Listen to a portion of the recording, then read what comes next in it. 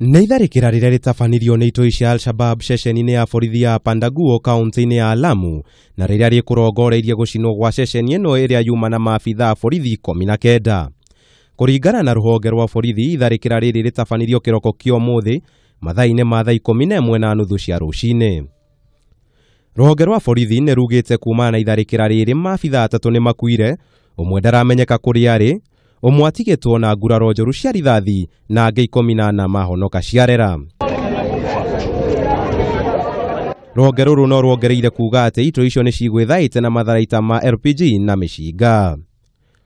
Kũringana na munene wa borithi Joseph Boynet, birigiceni ya kũhũrana na itoi icio no irathiĩ na mbere, kũrĩa augĩte nĩ kũrĩ na imwe ciao cioragĩtwo ona gũtuĩka itiramenyekana nĩ cigana.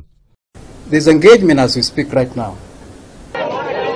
Itharikira riri niritigite ikaria mwena uyu na hahu nene kuria nginya gucukuru imwe itinahingurwo muthenya wa umuthi.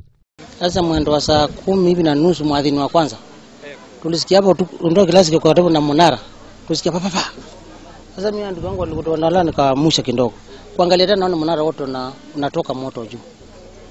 Sasa ile bado nalala polisi kwa mbele kule, nikigeuka na huko kote polisi imechoma. Nilipojaribu kupigia simu watu wa huko, kila niliyempigia akawa hapatikani.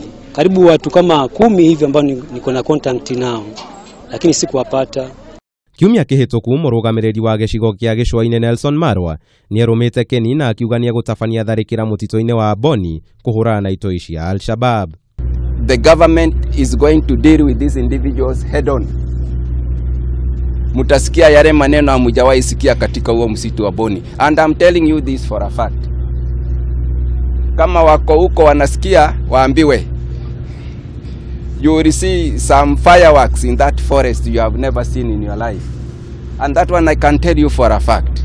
Ica ikuhĩ itoi cia Al-Shabab nĩ ikoretwo igitabania tharikira mwena ũcio, arĩ ũndũ ũmwe na kũiga nduthoki barabara-inĩ kũrĩa andũ 8 makuire mwena wa Kiunga, ana warĩ maabitha a borithi thutha wa ngari yao kũranga nduthoki. Ngĩte nderithĩria Kameme TV, njĩta Kamau wa Mwangi.